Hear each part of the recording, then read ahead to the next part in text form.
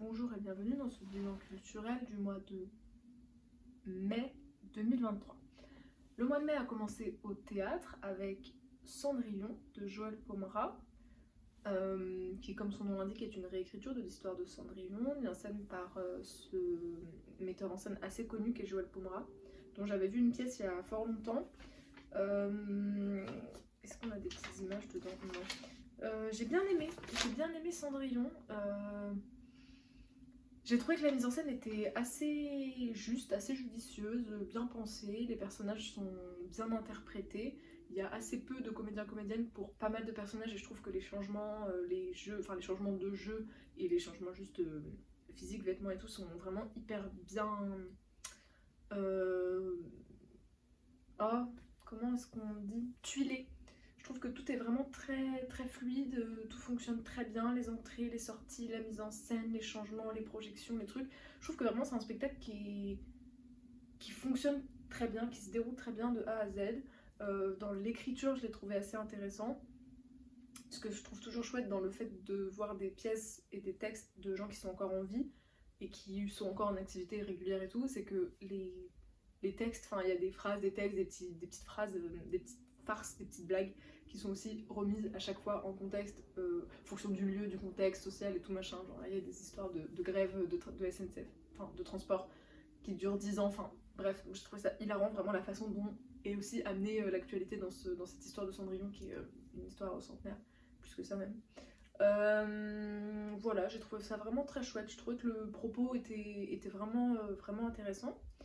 Je suis allée voir quelques films également en mai. Je suis allée voir Sur l'Adamant, qui est un film documentaire qui en gros le metteur en scène s'est installé, metteur en scène pas du tout, réalisateur, a posé sa caméra dans un hôpital psychiatrique de jour. C'est un hôpital de jour qui est sur une péniche, qui s'appelle l'Adamant, et on suit un peu le quotidien des patients-patientes, des soignants-soignantes aussi. J'ai trouvé ça vraiment très intéressant, très bien amené. J'ai bien aimé le regard qui est pas pathologisant du tout. En fait, c'est-à-dire que les patients et patientes sont interviewés, on les entend parler que ce soit de ce qu'ils font sur l'Adamant ou de leur vie ou de choses complètement aléatoires. Et en fait, il n'est pas du tout question de leur pathologie, de quelle maladie psychiatrique est-ce qu'ils et elles souffrent et tout. Et je trouve ça hyper intéressant. Parce que je trouve que quand on parle de psychiatrie dans les médias mainstream comme le cinéma, la télé, les livres et tout, c'est toujours délicat parce qu'il y a déjà tout un tas d'imaginaires qui existent sur les maladies psychiatriques et on sait à quel point une maladie peut correspondre à tout plein de caractéristiques. Enfin, chaque pathologie se manifeste de façon très différente en fonction des personnes et du coup je trouve ça bien que là il n'y ait aucun nom de maladie qui soit donné dans tout le film parce qu'en fait il n'est pas question de ça et du coup ça ne contribue pas à ramener encore un autre imaginaire sur l'imaginaire collectif qu'on a sur les pathologies psychiatriques. Je sais pas si ça fait sens, mais en tout cas, j'ai trouvé ça vraiment très juste. C'est presque de l'ordre du détail, mais en fait c'est fondamental, je trouve, dans le film et dans le fait de parler et de filmer la maladie psychiatrique. Donc j'ai trouvé ce film vraiment très bien. Je suis également allée voir Emily, que je suis allée voir juste parce que c'est Emma Mackey la personnage principale, enfin qui joue la personnage principale. Et en fait ça a été une bonne surprise. Enfin, je connaissais pas du tout moi l'histoire en fait de Emily Bronteux, la honte, de cette femme. Et du coup j'étais contente de découvrir un peu cette femme, en tout cas ce que ce film choisit de montrer et de mettre en scène et de romantiser de l'histoire de cette femme. Je trouvais ça voilà, plutôt chouette de la découvrir, puis j'adore Emma Mackey donc je suis pas hyper objective. Après j'ai quand même lu pas mal de critiques qui disaient notamment que en fait, c'était un peu ridicule le parti pris, le fait de tout faire tourner autour de sa romance, de son histoire d'amour avec ce mec là.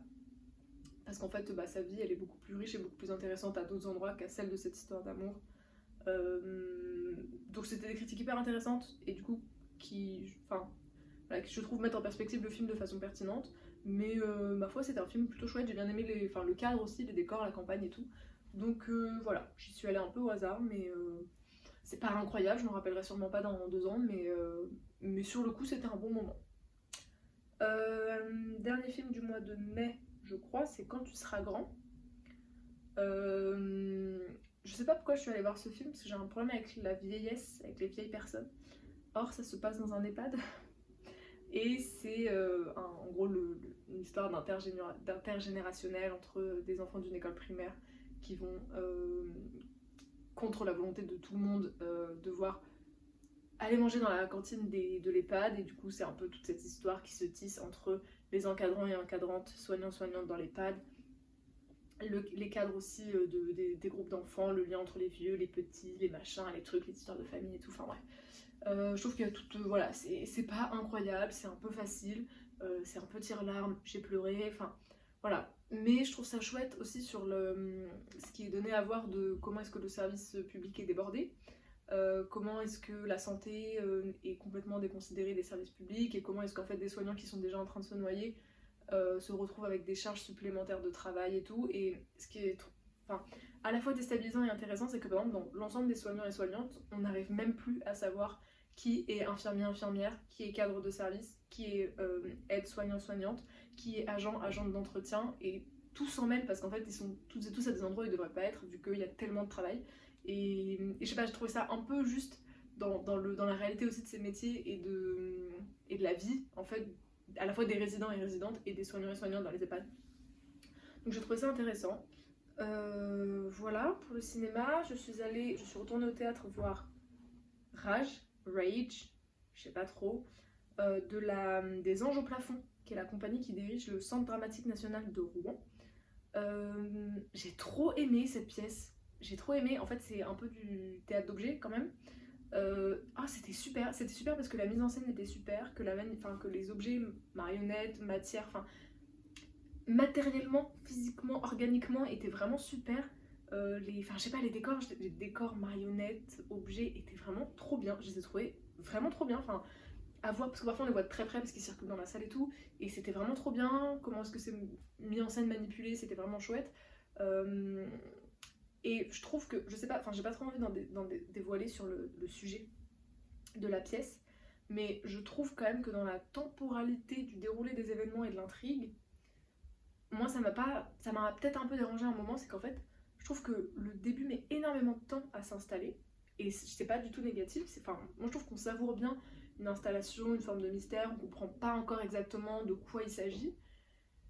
Ça met du temps, et ensuite, une fois qu'on comprend le sujet, qu'on comprend qui, quoi, qu'est-ce qui est notre sujet, et que les choses sont plutôt plus claires, et ben en fait tout se déroule hyper vite et de façon beaucoup plus évidente. Et je trouve que cette temporalité, moi, m'a un peu... En fait, à la fois, il y a une partie de moi qui aurait voulu savoir plus tôt de quoi il s'agissait pour pouvoir déguster davantage le déroulé de cette histoire avec les choses dites de façon plus claire sur le sujet de cette pièce. Et en même temps, c'est aussi très chouette d'avoir pris le temps de déployer les choses, donc peut-être qu'il aurait fallu juste que ça dure plus longtemps, voilà, je sais pas, mais en tout cas, cette histoire, moi, la temporalité, elle m'a posé un peu question, mais c'était vraiment une très chouette, une très belle pièce. Je reprends mes notes. En mai, j'ai fini une place qui est, c'est pas tout à fait une BD, ça se présente un peu comme ça, en gros. C'est des cases, c'est pas des cases, c'est des éléments dessinés, des éléments de texte, donc c'est pas tout à fait une BD, c'est pas tout à fait un roman graphique, parce que c'est quand même un essai de recherche sur réflexion sur la présence des femmes dans l'histoire de l'art. Et je trouve ça très intéressant, parce que c'est pas sur la place des femmes, et c'est sur la présence, et je trouve que ça fait énormément sens, et par rapport à ce qui est dit dedans. C'est pas un énième essai sur les femmes ont été évincées de l'histoire de l'art, elles existaient et on a fait en sorte qu'elles n'existent plus, on les a invisibilisées. C'est au-delà de ça, c'est vraiment où est-ce qu'elles étaient, à quels endroits elles étaient dans l'histoire de l'art, et comment est-ce que, certes, on les a oubliées, mais comment est-ce que de toute façon, à la base, ça a toujours été très compliqué pour elles, qu'elles ont existé.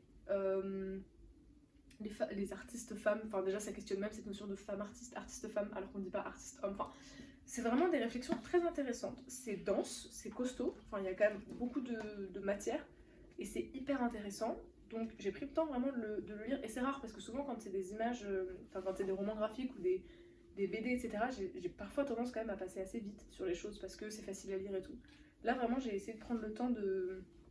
C'est vraiment chouette, cette page par exemple elle est très chouette. De prendre le temps de lire les choses parce que c'est des essais très intéressants. Après j'avoue que parfois le sens de lecture n'était pas toujours très clair, c'est-à-dire que je sais pas si c'est le dessin ou les couleurs, mais en fait, non, là c'est des trucs un peu faciles, mais par exemple sur des trucs comme ça, je trouve, parfois on se perd un peu sur le sens de lecture, sur à quoi les images correspondent, enfin je sais pas, parfois le confort de lecture n'était pas optimal, mais c'était quand même très bien. J'ai lu deux autres livres, enfin fini un livre et lu un autre livre en mai. J'ai lu Chez Soi de Mona Chollet. J'ai adoré cette lecture. J'ai adoré. Une odyssée de l'espace domestique. J'ai adoré. Ça questionne le fait d'aimer être chez soi, de ne pas aimer être chez soi, du domicile. Il y a tout un volet sur l'architecture qui est absolument passionnant, qui n'est pas un domaine duquel je suis spécialiste, loin de là, qui n'est pas un domaine auquel je m'intéresse particulièrement, mais qui m'intéresse. Et j'ai trouvé du coup ce livre qui questionnait tout un tas de choses et qui avait tout un volet sur l'architecture hyper intéressant, parce que ça m'a aussi ouvert cette perspective-là, qui est celle de l'architecture. Il y a, ça se place dans des villes différentes de France, mais pas que, enfin des territoires différents. Il y a aussi un volet sur la question, forcément, qui dit espace domestique, dit aussi question de comment est-ce qu'on a assigné les femmes à cet espace domestique et tout, et vraiment passionnant. Je m'attendais à ce que ce soit un peu casse-tête, non, mais un peu complexe, un peu dur à lire, parce que parfois les essais c'est pas toujours évident, mais là franchement il se lit bien, il est hyper intéressant, vraiment bien, je recommande. Et j'ai lu du coup tous les livres de Mona Chollet que j'avais dans ma pile à lire. Peut-être je vais pouvoir réinvestir dans un nouveau livre. Parce que j'aime bien ces essais quand même à Mona Chollet. Au début j'ai eu du mal, mais parce que j'étais pas non plus habituée à lire des essais, et je crois que j'aime bien en fait son écriture et son ton. Et j'ai lu en compagnie de Mrs. Dalloway de Virginia Woolf. C'est en lien avec Mrs. Dalloway que j'avais lu il y a quelques temps, donc c'était chouette de retrouver un peu les personnages de cette belle soirée londonienne. Et c'est vraiment minuscule, ça se lit très vite, c'est une petite 4-5 petites courtes histoires de certains personnages qui sont invités à la soirée justement de Mrs. Dalloway, dont il est question dans le livre Mrs. Dalloway. Et Virginia Woolf, quand même, son écriture. Moi j'avais beaucoup aimé Mrs. Dalloway, mais j'avais oublié que j'avais mis du temps à me mettre dedans, et là je me rends compte, en ayant lu ça et en ayant commencé Voyage au phare, c'est ça, Voyage au phare, c'est que vraiment en fait son écriture, je sais plus comment ça s'appelle, c'est quoi l'écriture libre, la libre pensée, libre je sais pas quoi, enfin le fait flot de pensée, enfin je ne sais plus, mais ce truc de une phrase fait une demi-page parce que dans la même phrase en fait il y a 4 sujets différents qui divergent, mais elle arrive avec des jeux de virgule, de tirés, de parenthèses, à quand même faire un truc logique, mais parfois tu t'égares un peu quand même, tu ne comprends pas toujours ce que tu es en train de lire parce que ça fait référence à plein de choses. J'avais un peu oublié et j'avoue que c'est un peu compliqué. Là j'ai un peu de mal à me mettre dans Voyage au phare, et je me suis rappelé tard du coup quand j'ai lu en compagnie de Mrs. Dalloway, parce que j'avais un souvenir vraiment très chouette de ma lecture de Mrs. Dalloway. Et en fait, bon, c'était certes chouette, mais c'était compliqué de rentrer dedans, finalement. J'avais oublié. Après, tant mieux, ça veut dire que ce que je retiens, c'est que c'était bien, et pas que c'était une écriture compliquée. Mais là, ça m'a remise un peu face à une difficulté qui est l'écriture même de Mrs. Woolf. Pas du tout, oui, de Mrs. Woolf. Miss ou Mrs. Virginia, t'es mariée, je sais plus ce qu'on dit. Voilà. C'est beaucoup trop long.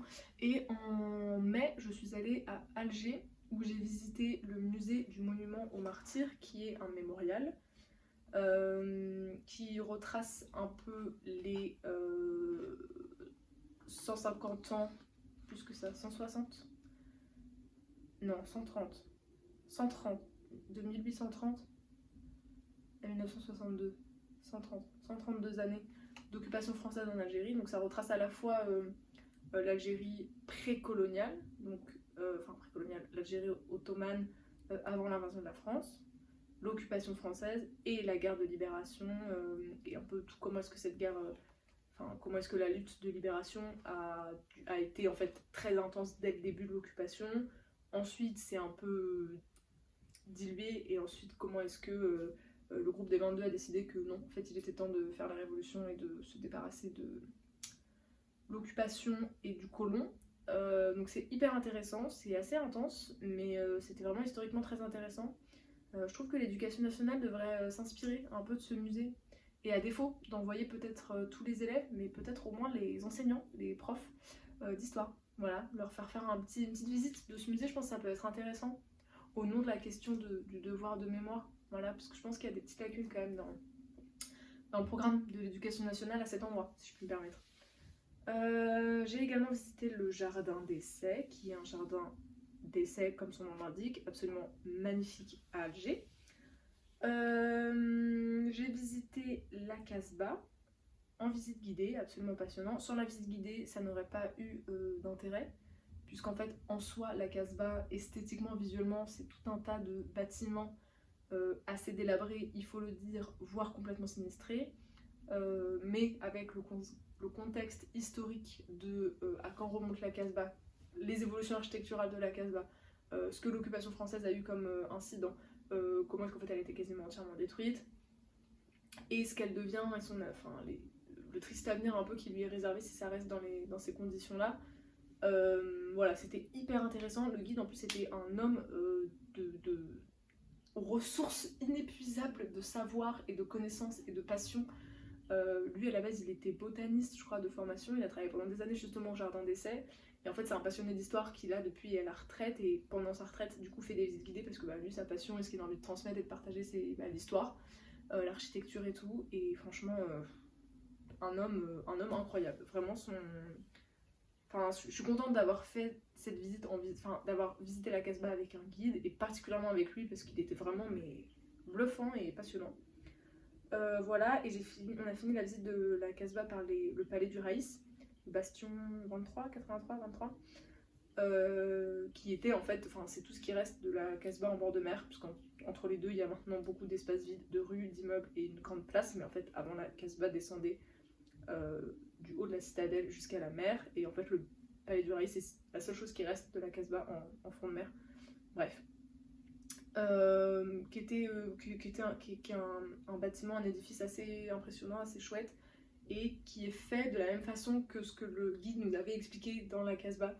En gros, les palais et les maisons de la Casbah sont faits de la même façon, avec des extérieurs très neutres, très moches, avec juste des petits trous, des petites fenêtres neutres, quoi. Et en fait, les richesses se montrent à l'intérieur, et c'est toutes des pièces faites autour d'un... Enfin, c'est des immeubles, des édifices faits autour d'un patio, qui sont absolument somptueux, et le palais des Raïs, c'était ce type d'édifice et du coup c'était chouette parce qu'on l'a fait sans le guide parce qu'on a réemployé directement, instinctivement, automatiquement tout ce que le guide nous avait montré dans la Casbah dans le palais des Raïs, donc c'est ça aussi qui a rendu la chose intéressante parce que peut-être que si on n'avait pas eu cet apport on aurait juste dit oh bah c'est chouette, c'est hyper photogénique comme endroit, super, les faïences sont incroyables, ça va au-delà. Voilà, je crois que c'est à peu près tout pour le mois de mai.